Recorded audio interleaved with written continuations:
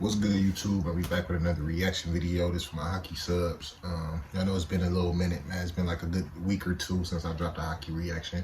But y'all know I got y'all. Now we about to react to how good will the Seattle Kraken, is it Kraken or Kraken, be in 2022? We definitely about to tap in. We gonna see. I'm not even. This is my first time really going head first in with hockey. So I mean, I'm excited for a new team as well, like, you know what I'm saying, because it's always dope to see new teams in sports. Like when the Nationals went to Washington and the MLB. What was one of the new teams in hockey? Oh, like Vegas Golden Knights.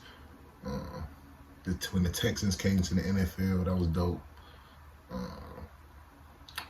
The NBA had added the Pelicans. They added the Pelicans, and no, they didn't. I was about to say they added the Thunder. They just changed the name and moved the location. But yeah, it's always dope, man, just to see like teams move to different locations and stuff like that. So I'm actually like ready to see what they're gonna do and see like the new jerseys and the new fans and like the new arena and stuff like that. So make sure y'all tap in. Any Seattle Kraken fans that come across this video, subscribe and tap in, because I want to know who actually like what y'all fan base, what they fan base gonna be like. But yeah, man, make sure y'all tap in, trying to get the channel to 5K subs, trying to get more hockey fans on the channel. The season about to be starting soon, so make sure y'all tap in, like the video, comment, subscribe. Let's get it.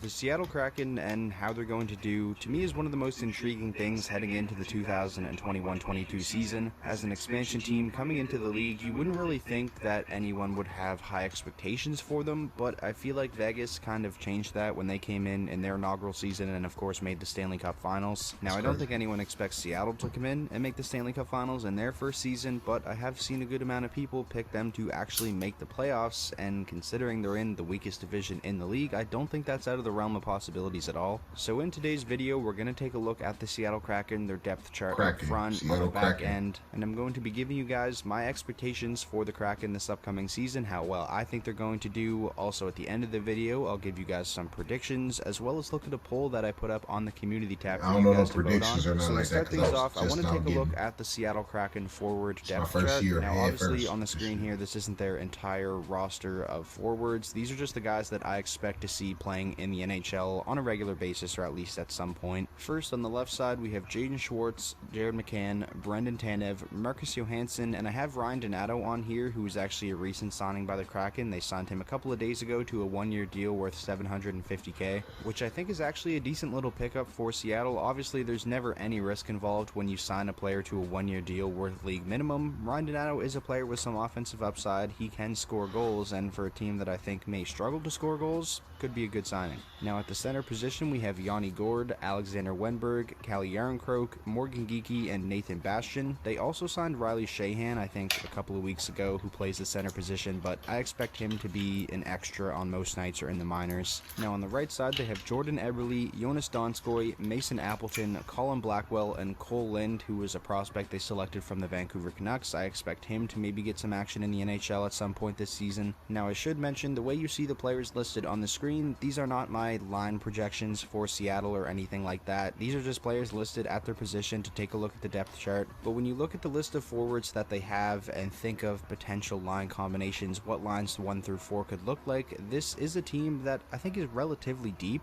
I don't see a scenario where they have a line that just gets caved in every time they go on the ice, and also I can't see them having a line that just completely dominates the other team when they're on the ice either. This is a competitive forward group for sure, but I do think it is the weak part of the team. I feel like they're going to struggle to score goals most nights. I mean, they have players that can put the puck in the net, obviously Jordan Eberle, Jaden Schwartz, Yanni Gourde, Jared McCann, but they don't really have too many guys that are capable of driving a line and controlling the play to be able to set up those guys to score goals. I'm excited to see how this group of forwards does. Obviously, with an expansion team like this, there's going to be a player or two that kind of break out and have a big season out of nowhere.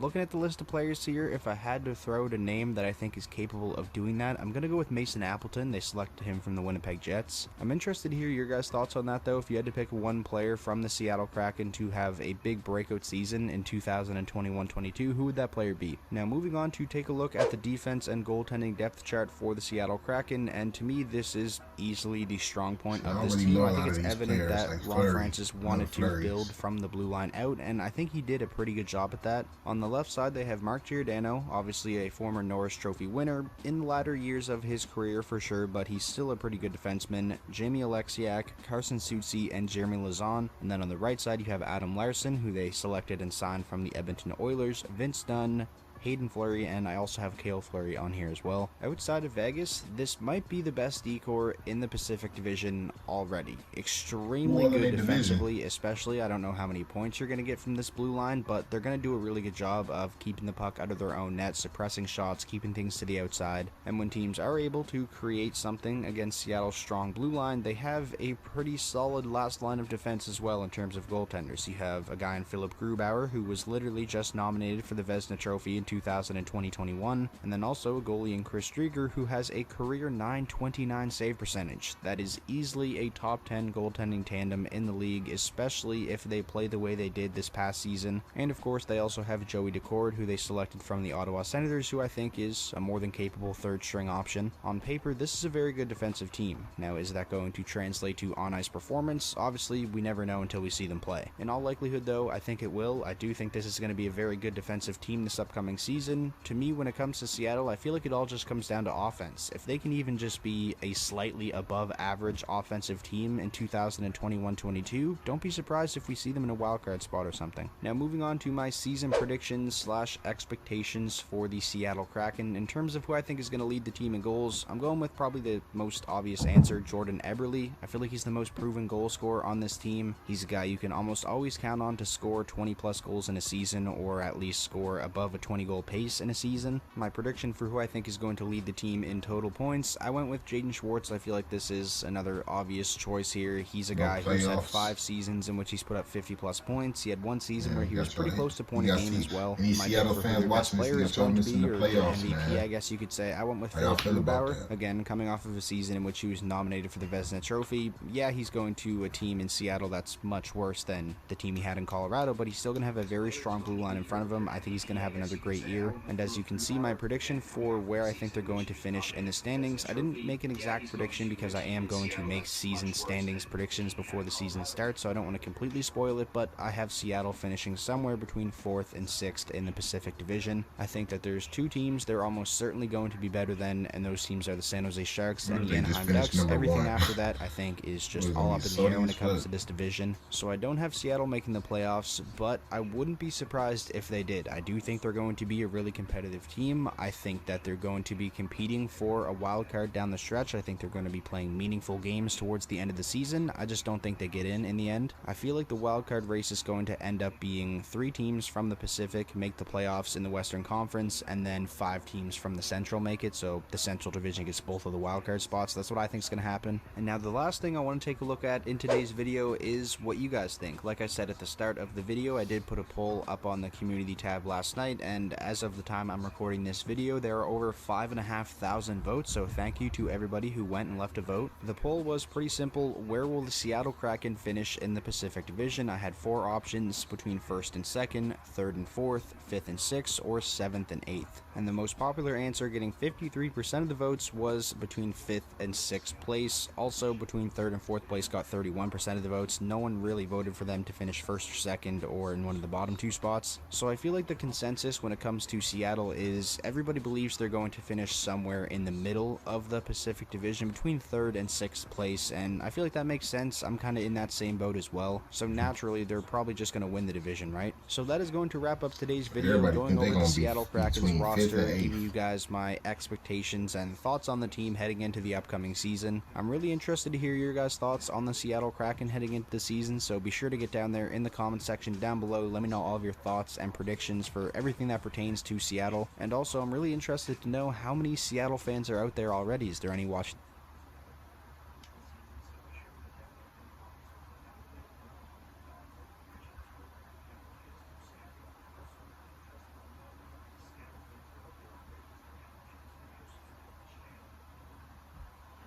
Yeah, man, that was a good breakdown, man. All my NHL heads, man, because I really can't drop no prediction yet, because I'm not all the way there yet to know who gonna do what. But I hope they do good because I'm a Blues fan, of course, but I don't know.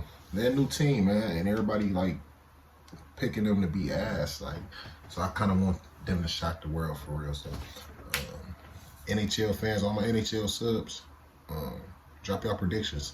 If you a Seattle Kraken fan, drop your prediction as well, because I want to see if you're gonna be biased or if you're gonna, you know what I'm saying? Just, you know what I'm saying? Be optimistic about it. I don't know.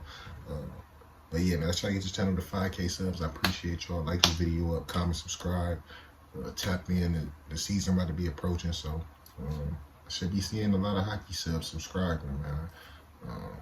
I react to the playoffs too, so if you want to check out my last reactions, like during the playoffs and shit, shit was pretty fire, man. But with that being said, as they say, stay tuned and we up.